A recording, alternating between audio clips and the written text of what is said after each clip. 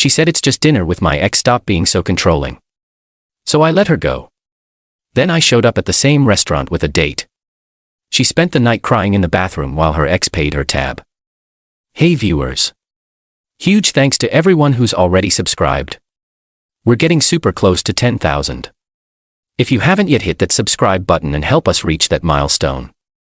My girlfriend broke up with her ex again last night, except this time it wasn't because she chose me over him.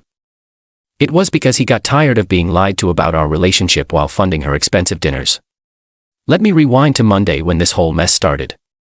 I'm 30, work in logistics, make around 90K, been dating Ashley 27F for about 6 months. She works at a marketing agency, always talking about client relationships and industry networking.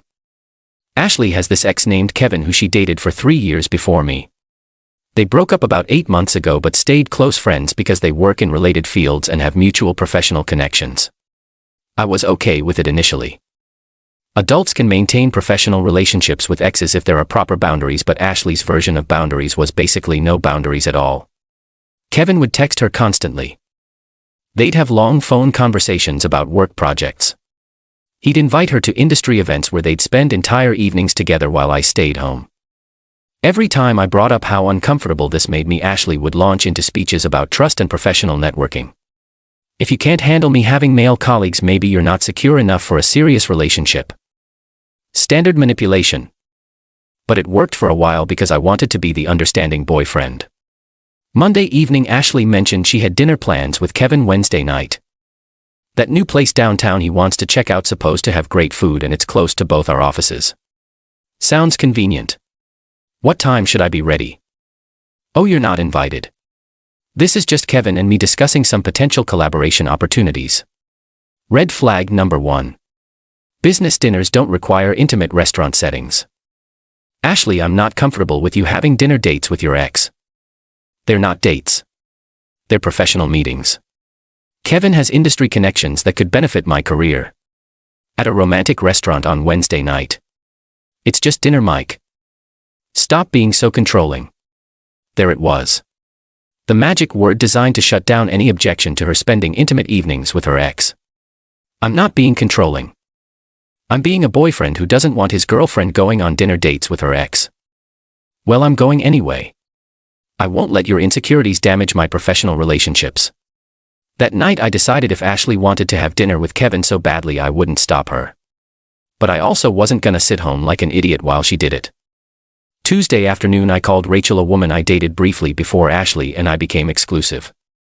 We'd stayed friendly, exchanging occasional texts about work or shared interests. Hey Rachel.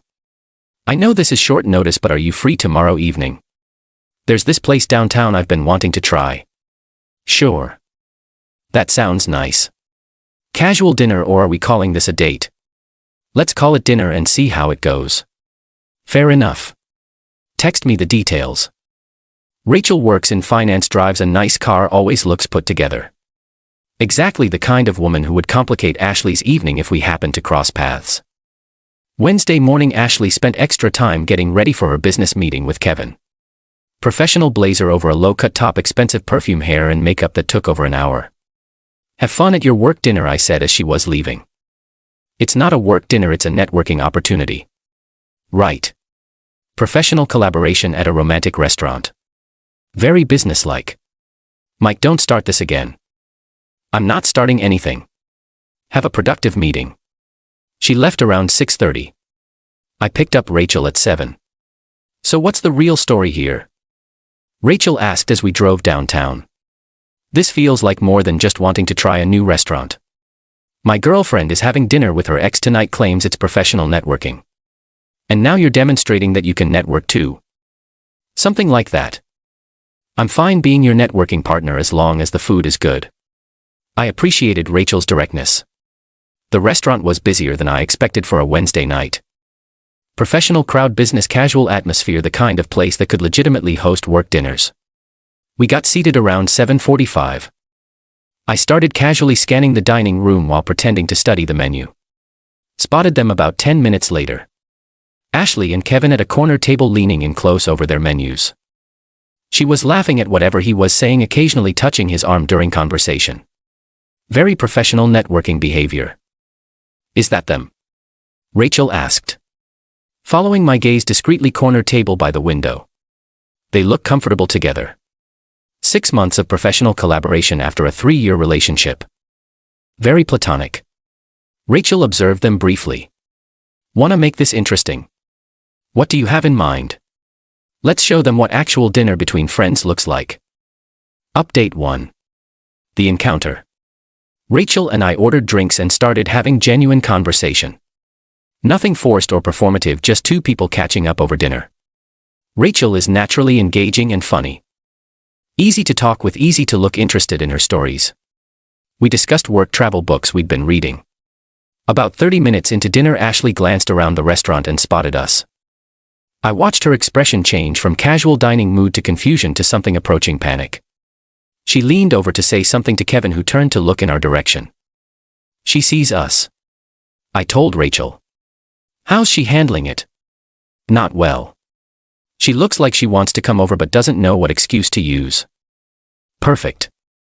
Let's just enjoy our dinner. We continued our conversation while Ashley kept stealing glances at our table. Each time she looked more agitated while Kevin seemed focused on whatever business topic they were supposedly discussing. Around 8:30, Ashley excused herself from her table. I watched her walk toward the restroom area, phone already in her hand. 3 minutes later, my phone buzzed. Why are you here? I showed Rachel the message. Should I respond? Keep it simple and honest. I replied, having dinner. Food's excellent here. With who?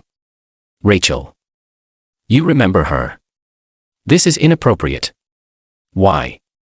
You said dinner with friends is normal. That's what we're doing. That's completely different. How is it different?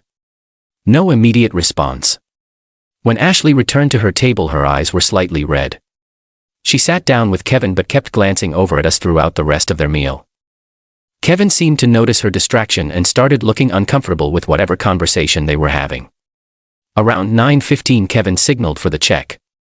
Ashley gathered her purse while avoiding eye contact with our table. As they walked past us toward the exit, Ashley stopped. Mike, we need to talk. About what? About this situation. What situation? I'm having dinner with a friend. Same as you. This is different and you know it. How is it different? Because you're doing this to make a point. I'm doing this because I wanted to try this restaurant and Rachel was available to join me. Kevin was standing behind Ashley, looking puzzled and ready to leave. Ashley, everything okay? He asked. Yeah. Just ran into someone from work. Let's go. They left without Ashley saying anything else. That was more dramatic than expected, Rachel said. More dramatic than I wanted, honestly. What happens now? Now we finish dinner and I take you home. And tomorrow? Tomorrow I deal with whatever story Ashley comes up with. Update 2. The unraveling.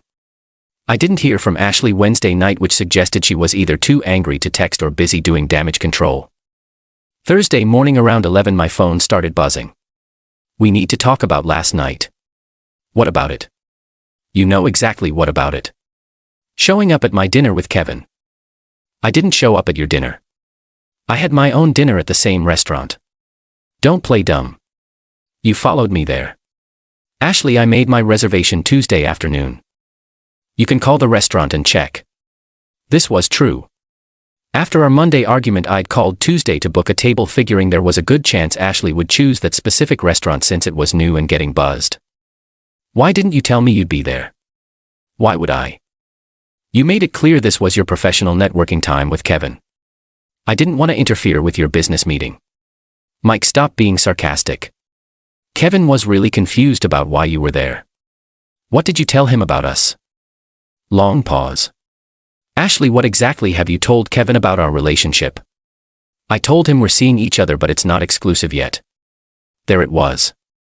Ashley had been presenting herself as basically single to Kevin while calling me controlling for not trusting their dinner dates. So you've been lying to him about us being together for 6 months. I wasn't lying. I was just keeping things simple.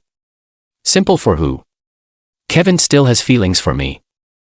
If he knew I was in a committed relationship, he might not be interested in collaborating professionally. So you're stringing him along while lying to me about why? I'm not stringing him along. I'm just not closing off opportunities by pretending to be available.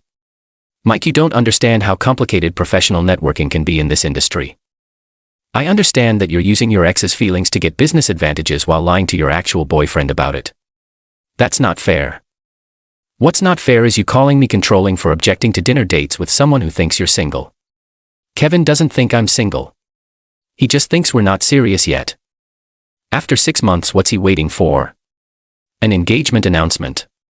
Silence. Ashley, this is messed up. You've been playing both of us. I made some mistakes in how I handled the communication, but seeing you with Rachel really hurt. Good. Now you know how I felt watching you flirt with Kevin at dinner. I wasn't flirting. You had your hand on his arm, you were leaning into him. You were acting like you were available, which you told him you were. I was just being friendly. You were being misleading to both of us.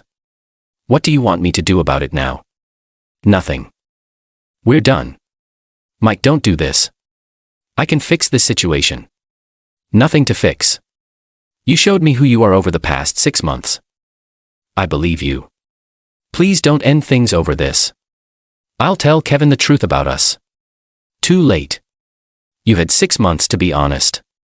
Instead, you chose to lie to both of us while calling me insecure for having boundaries. I hung up and blocked her number.